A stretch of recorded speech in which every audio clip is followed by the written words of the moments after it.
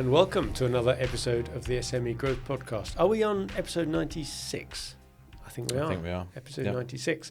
So thanks for joining us again. We're putting the podcast out from Wellmeadow, and every week we try and come up with something interesting or useful for owners and managers of SME businesses looking to grow. And with me, as ever, but certainly back again after a break of 2 weeks, is Rich. Hi, Rich. Hello. I'm back. So we were fishing around for ideas for this week's podcast, and our eye was caught by some research that's been done, which looks too good to be true on the face of it. But we thought, what can we distill from that to help businesses? So we're going to go through some research done by the Boston Consulting Group, BCG, on how higher growth companies seem to be quite well correlated to personalisation. Indeed. In all of its guises. So we're going to talk about that. But a quick recap then of the last few episodes. We did a two-parter, didn't we? Two-parter. With Rod Plummer from a local software company. And he just had so many stories to tell that we split that across 2 different episodes. And it may well be that because they're so long, people haven't quite got into them. But there were some amazing stories in there of how he did data analysis on Bombardier trains and picked up data by accident on the rails, which he then managed to on-sell to somebody else in rail, or stuff that he did for Michael Jackson when he died, that then got the attention of the Warner Studios, so he did a whole campaign for Harry Potter, and that went completely viral, and how he developed a live flood map just at the point where the country had been in a massive drought, so when he demoed it, there was no data on it. And then because there'd been in such a drought, the week after, there were deluges of rain and there were floods everywhere, and it went viral. So there's loads of stories like that where just, good and bad through his history, that was going. And what were the ones all before that? We did a go-to-market strategy one. That's one of the ones that's gone crazy on YouTube. There was a Dave Hamlet one as well. We've done an e-commerce one. So we've done quite a few interesting episodes recently that have really had quite high viewer numbers on YouTube. Too many to count. Right, so go on then. You want to do a quick intro of this? You picked it up first. Yeah, so we've been thinking about personalisation on a number of fronts recently, and the article was in HBR this month, Harvard Business Review. I know that some listeners read HBR, avid readers. Well, most of them don't have to because we read it out for them. Because we read it out. Save them the subscription. So there was an article in there around how high growth companies are using personalisation to help with that growth. We've been playing around a little bit as well with some personalisation on various bits of software, which we can talk about. Yeah. And so the whole thing sort of came together like that. And I think we need to just be clear and define personalisation in this sense, because some people may think it's when you send a marketing email out, you put hi, first name, comma, and then the content. It's a bit more than that, isn't it? Yeah, so it's more about looking at various touch points on the customer journey. It's about looking at what kind of content people might like. It's about recommendations of other products. So I suppose we're all subject to personalisation of this ilk in our daily lives, and I suppose most of us are aware of that. In fact, some of the research was suggesting that over 80% of consumers, I suppose the article's really more B2C focused, but I think there are some principles that cross over to B2B. But 80% of consumers expect it, but 2/3 have had negative experiences. And I think that's what triggered their research, wasn't it? As you say, the challenge for us is working out how a B2B company can apply that. I've got to say that when I saw the graphic that comes with the article in the HBR, that's what drew my attention, because clearly they found out a way of quasi-scientifically correlating what they deemed to be personalisation with the success of the company. So just exploring that a bit, the success measure they've used is compound annual growth rate, CAGR, so the percentage of growth over a period of 4 or 5 years. And then they come up with their own index to measure personalisation. And I don't know if you managed to get head into that or not. It was a bit impenetrable for me, really, the way they've scored it in the article. I haven't had a go at doing it, but I quite like the principle that there's actually a framework there to measure it. I think you probably need a reasonable amount of data to actually make it meaningful. But I think that principle of actually having a look at what data you've got and trying to classify it in different ways in terms of how much you know about a particular customer or contact, company, what kind of, how do you reach them, what triggers that, what do you know, all those sorts of things. I thought, well, that is actually an interesting It did way of strike breaking me the problem down. as a classic sort of big management consultancy approach, because they say you can do the self-assessment yourself in half an hour using their framework. But if you want to do the one that allows you to have robust enough numbers to compare yourself with everyone else, then you need to get them in for 2 weeks. So I thought, well, hats off, BCG. You found yourself a nice way of charging for that service. But nevertheless, the outcome has got this incredibly strong correlation. Now, of course, we haven't looked up the source data. We don't know how robust it all is. But essentially, they're saying that average companies have a score of about 49, 50 on their scale out of 100 of what personalisation means. But if you then map that to the growth rates, then the bottom decile of the growth rates have a personalisation score in the low 20s, and the upper decile of the growth rates, you know, the sort of 10% a year sustained growth type companies, have got a score up in the 70s, low 70s on their particular scale. And they've broken it down into the 5 categories and stuff, which, as I say, I found a little bit impenetrable, but I'm sure if you went through their assessment, you get it. I don't think that really matters for the SME B2B sort of market that we're talking about, because you're not going to go through a BCG assessment anyway. The point is, have you got some elements of all this personalisation stuff nailed down? Are there gaps there that you could improve on? Given that at scale, it's shown the more personalisation you do, the more, certainly for bigger companies, they can grow. And I think as well, you have this whole sort of almost iPhone philosophy sort of bleeds into every part of our lives, isn't it? So pre-iPhone design was kind of in business, but you had clip art and bits and pieces, and it wasn't always that way. But ever since we've all had iPhones and smartphones, our expectations of what looks good. So, for example, I think like Lean Startup. Have you ever read Lean Startup? Eric Ries, you know, he talks about, well, just bash together an MVP, spend 5 cents on some ads, and you'll get some data. You can't really do that anymore because it's got to look good. It's got to have everything behind it, because all of our expectations of this have risen so high over the last decade or so. And I think in our personal lives, we are now subject to a lot of personalisation, whether we know it or not. And that will, in turn, bleed into how people think about decisions they make in business. Well, I think it's the whether you know it or not is almost the kicker point here. Because if we are all experiencing it but without realising it, that goes to show how good it is. But with that, behind that, you've got to think, well, we're not doing that as businesses, so our customers are missing out. And even, you know, one of the classic examples is something like Spotify or Amazon, where they've got a lot of data on our behaviours. And the very experience you have when you use those products is very tailored to you. You could be sat next to someone else using the same product, Amazon or Spotify, for example, and their phone or interface would look very different to yours.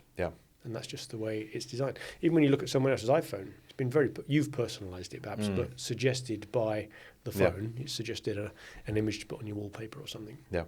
So everyone's interface looks different, even though it's actually the same thing. But it's personalised for you. And with the explosion of AI, we're starting to see a lot more of these tools be accessible to SMEs that perhaps wouldn't have been. Well, I think that's the point about scaling it, isn't it? Because what I noted when we were starting to look at this is that the reason that we've become a bit unpersonalised is that when you're a small company, only 1 or 2 of you, you will probably be creating things by hand anyway. So you will be personalising by its very nature. And as you scale, you start to create templates and formats. And that's where, as you scale, things start looking a bit samey. And you get the insert your name here style of service. And so, as you say, with technology and with AI and, you know, the ability to scale some of these things, you can go back to the idea of having personalised stuff still in template form, where the AI is doing the personalisation for you. And I think this is going beyond just the kind of insert your name here in an email. There's an awful lot of stuff that is now out in the market. So, for example, I've been playing with something this week called a piece of software called HeyGen. And I first started playing with this probably 3 or 4 months ago to do voice translation, not because I needed to, but just because I thought this was interesting. So I've got a friend that's Romanian, and so I recorded some myself talking about something or other, put it into HeyGen. It produced a pretty good Romanian translation by all accounts, but it wasn't just the translation, it was the way that the mouth moved and everything else. So that was quite cool. But I noticed the other day they've got you can create now a digital twin. digital avatar of yourself, which probably terrifies people. There's two of you. So there's multiple You've been now. cloned. I'm now on the web digitally. But what it does, and it's quite impressive, you record 30 seconds of your voice talking away, and then you can use that to then create personalized videos. So then you can start bringing in variables such as name, company name, other bits of text, etc. Give it a script, and it will take your idioms, it will take your voice, it will take your image, and create a video that then is a personalised message. So the viewer is seeing you talking on video, Yeah.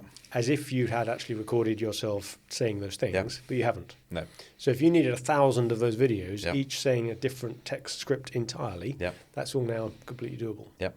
And also, just from the point of view, for example, you could have an asset on your website, so an ebook or something. As part of that download process now, integrate it into CRM like HubSpot, pull out the information you've collected in the form, company name, first name, etc.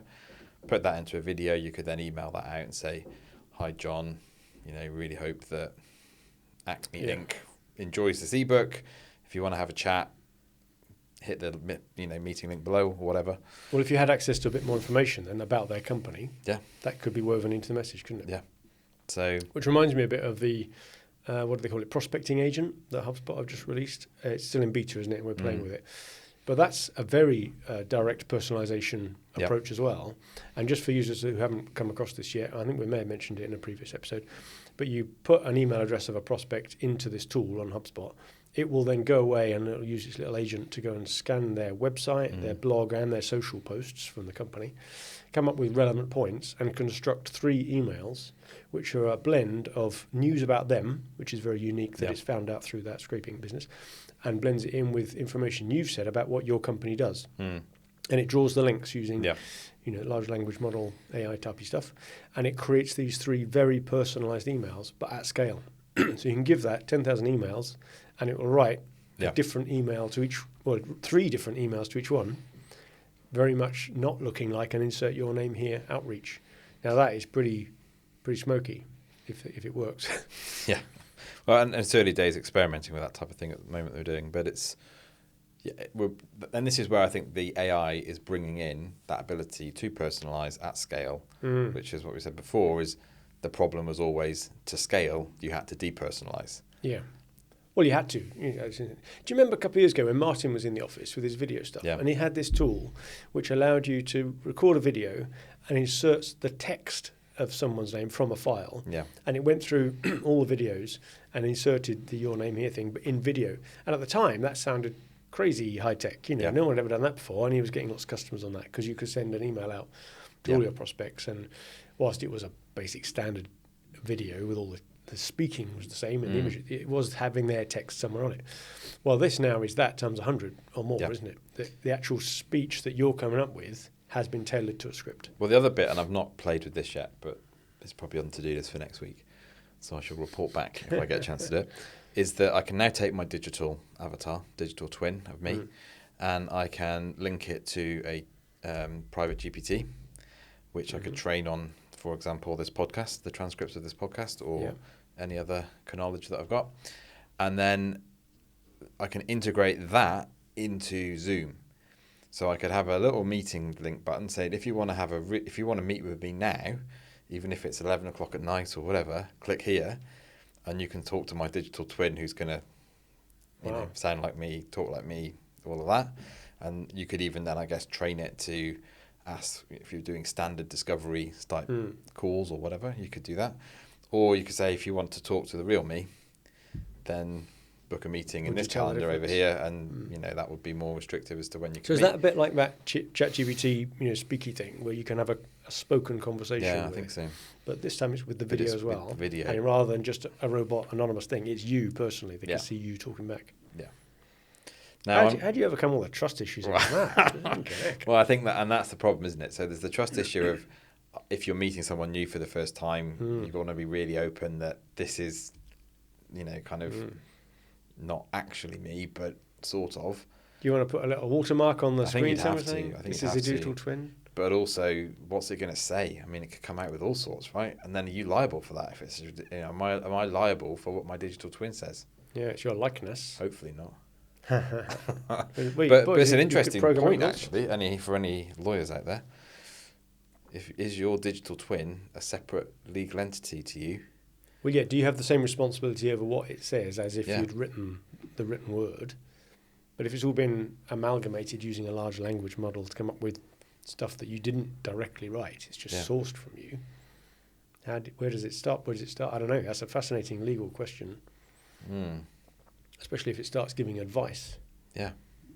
And so that's the other thing then. So you think, well, actually, I'd have to almost watch back what that conversation was, in which point you might as well just meet. So, well, until you're confident enough. And back to the prospecting agent I talked to you about before, where it comes up with these 3 emails for you. The first setting is that you have to read them and approve them and then they're sent.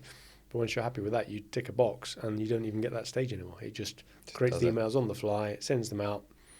All you'll ever know is if somebody responds saying, yes, can we have a chat? Yeah.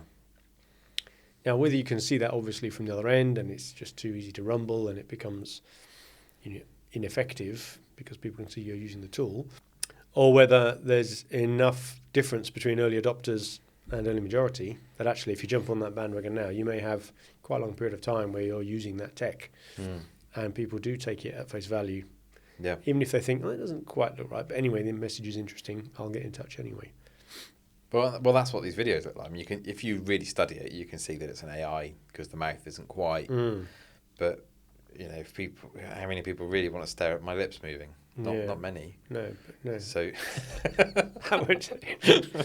So it's. But if it's more accessible and if it's more believable in a way, even though it's just the large language model and the training you've given it, then maybe it does work. So, I mean, there's also some research that's been done where certainly some of these B2C companies mentioned in this article, they can iterate very, very quickly with this sort of stuff. Yeah. And they found that even by changing the images or the background of images that you get served up when you're consuming their product can make a difference to conversion rates. Yeah. And of course, that's where the AI, once again, because you need the scalability of it, needs to work out what are the key features of this contact. Is it to do with the region, their age, their buying preferences, their behaviors, whatever. And then it can change anything from just, the colour and tone of the images you're putting out, right down to the specificity of types of pictures you're showing them. Yeah. Now, we've talked a little bit about that before, and I don't think many companies have really adopted this, but where the website sits on your CRM, like the HubSpot one does, you can get it to change what a website looks like based on who's looking at it, down to individual level rather than just, which country are they from. Yeah.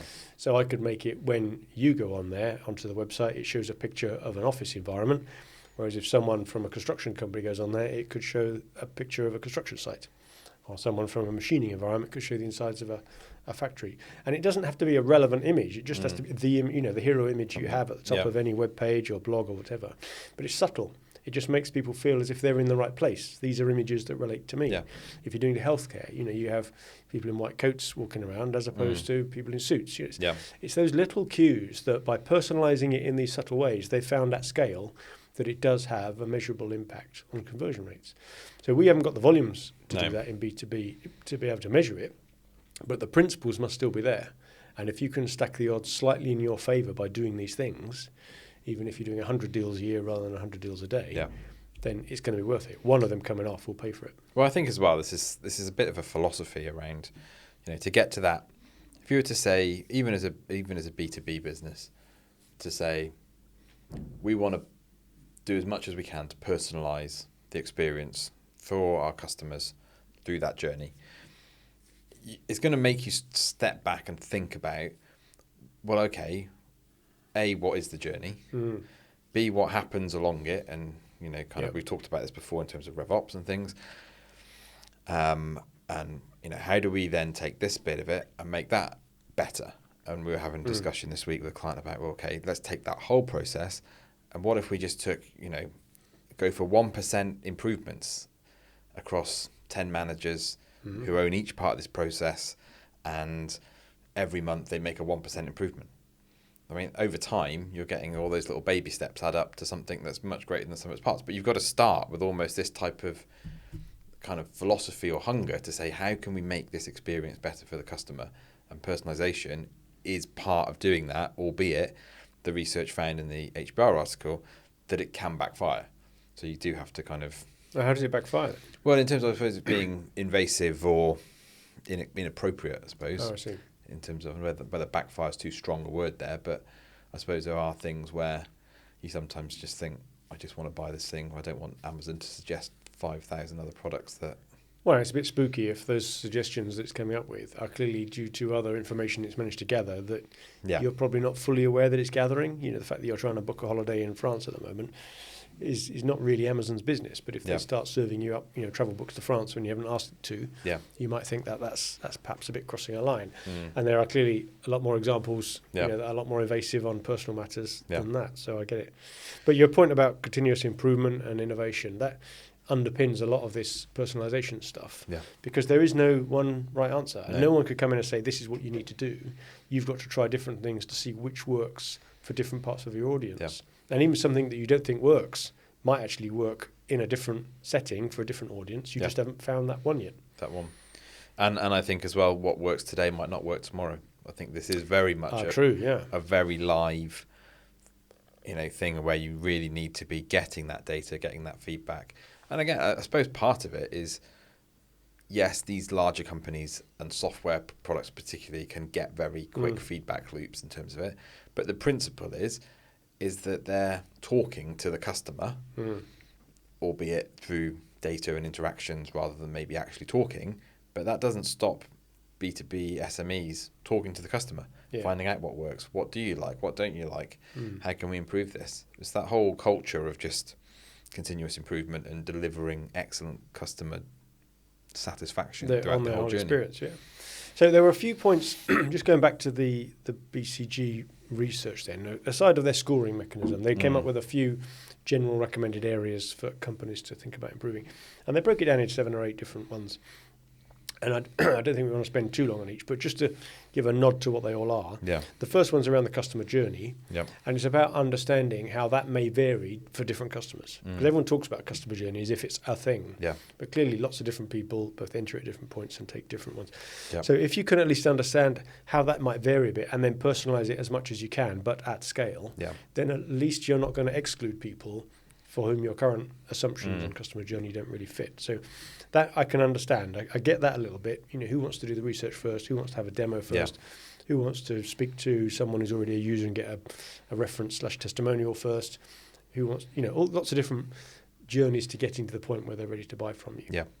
So I get that, and I guess that's where by scaling we've lost a bit of that. We're trying to put everybody through the same sausage machine, which is a shame. On the back of it all, you've got to be able to store this data somewhere, and that's one of their second recommendations, which clearly we've drunk the Kool-Aid on that. We're down with the HubSpot thing and making sure that CRM's got it. But it's more than just having a field somewhere that says, what's the buying preferences of this person. It's got to be more automated than that. And we're going to have to somehow harness AI and other bits of data input, maybe monitoring people's behavior on your website or how their emails are written in tone, to try and infer things that you're not even consciously writing down, but then they can be used to tailor the experience. Yeah, and some of that is around collecting the data and then kind of what you do with it. But also there's a piece in there around how you use AI to start to trigger interactions whilst people are on that journey.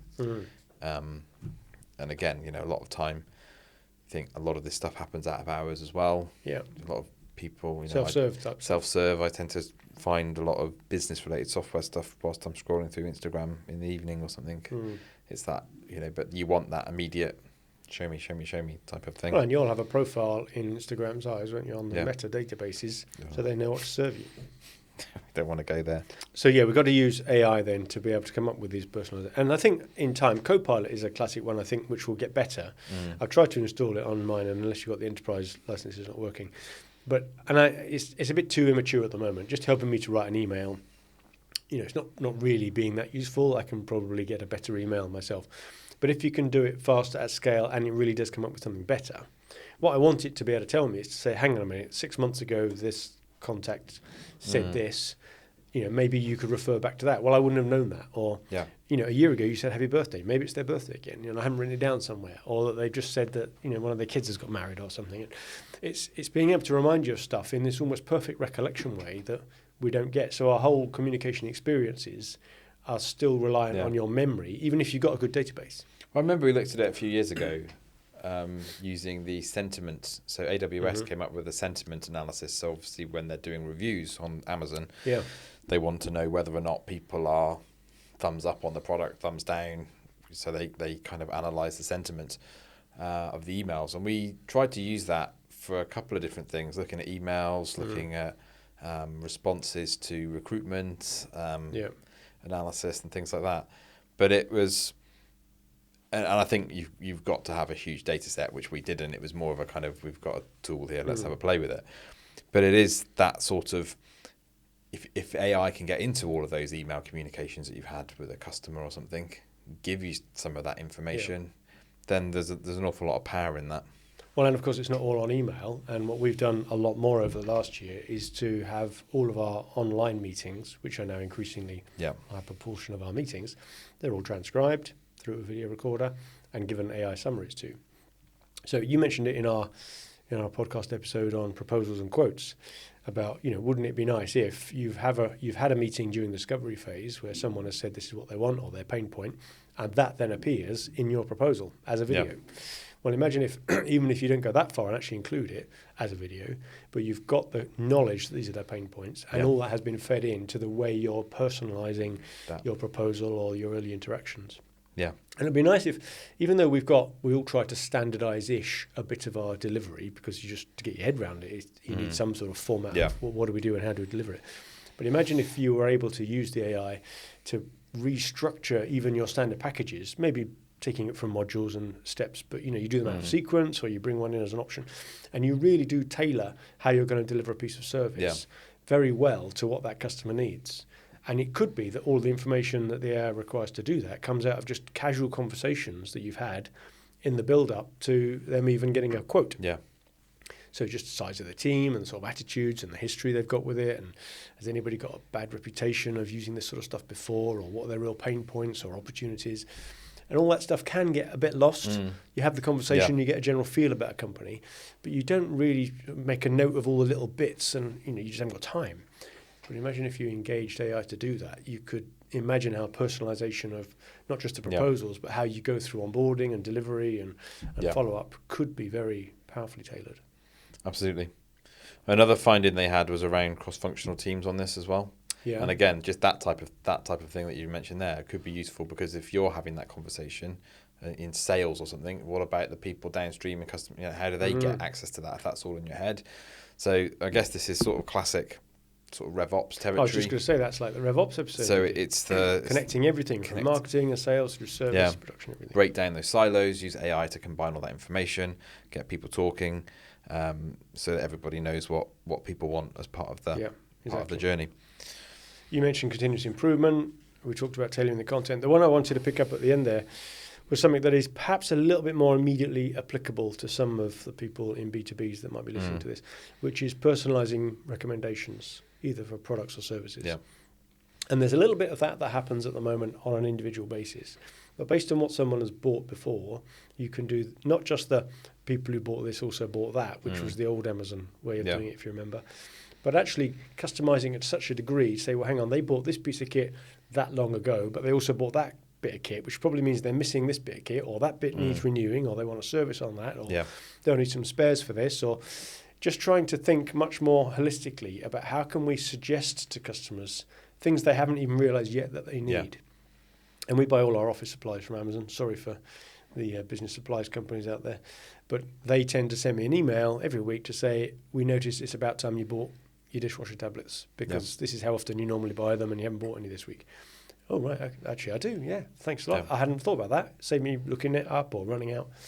So imagine if you could do that on other products you've got, depending whether you're a service or a product industry. So I quite like that recommendation of coming up with personalised product recommendations. Something that we can all get our heads around maybe a little bit easier. Yeah, I'm sort of in my head now, just mapping out almost if you had I've got a particular client in mind, I was thinking about it, but just all the bits of kit that you could sell, and then almost a visualization of, well, they've got that bit, but they haven't got that bit, they haven't got that bit. Okay, well, how do we make sure they've got that? And then when the service engineer goes in, well, how do you who's supplied that then? Is there anything where you can find that out? And exactly. When's the next service due on it? And when's and how do you collect all that intelligence then to say, right, now we know that this bit of kit is 10 years old, it's been supplied by a competitor. they're no longer in business, or you could do all sorts with it, couldn't you? Well, certainly, and even if the stuff we send out as way of news and information to people, if that could feed in competitor information, industry news, macroeconomic data, but very relevant to that company, then rather than just getting a newsletter of stuff, which everybody's getting the same, you'd almost have an individually written newsletter for every person receiving it. Yeah. Now, it sounds amazing as a thought at the moment, but actually that's almost achievable now, if not very, very close by. Well, I think the whole point of this is to actually, what is the art of the possible, to rehash that phrase. But there's a lot of tools, there's a lot of techniques, there's a lot of different ways we can approach this. Yeah. And I think some of it is just about stepping back and saying, how can we just make this as good as we can that really resonates with customers and clients? And then say, okay, well, now how do we go and do it? Well, it's just give me an idea, because we do our infrequent emails going up. There's a new plugin I found the other day for HubSpot where it can fire a ChatGPT request from within HubSpot on a workflow and put the answer into a property against contact or a company. So imagine if you asked it prior to sending out all those emails, taking this information that we know, go and find out on the web about what is relevant to this person's industry or how this information might relate to them, and come up with a paragraph that I'll insert in the standard email, which is absolutely tailored just for them. And you could do that now, today. That text already available at scale. It's coming your way, people. Yeah, stand by. So there's a whole load of stuff there. As I say, I'm not sure if we've done the subject entirely a service, because it was more written for larger B2C companies. Yeah. But it struck us both as such a startling finding that there's got to be something in there that smaller scale B2B companies should learn from. And that's what we've tried to do today. So thanks for finding that. That's right. There you go. So thanks again to you for listening to another episode of the SME Growth Podcast from Wellmeadow. Another dose, hopefully, of some useful or interesting stuff that we're trying to find and serve up to you, mainly for the owners and managers of small and medium-sized enterprises. As ever, please pass on the word that we're doing it. Go across to YouTube if you've not been there before. Our viewing figures on there are going up quite fast, as we mentioned earlier on, and subscribe on there if that's one of the platforms you use. But in the meantime, good luck with your business.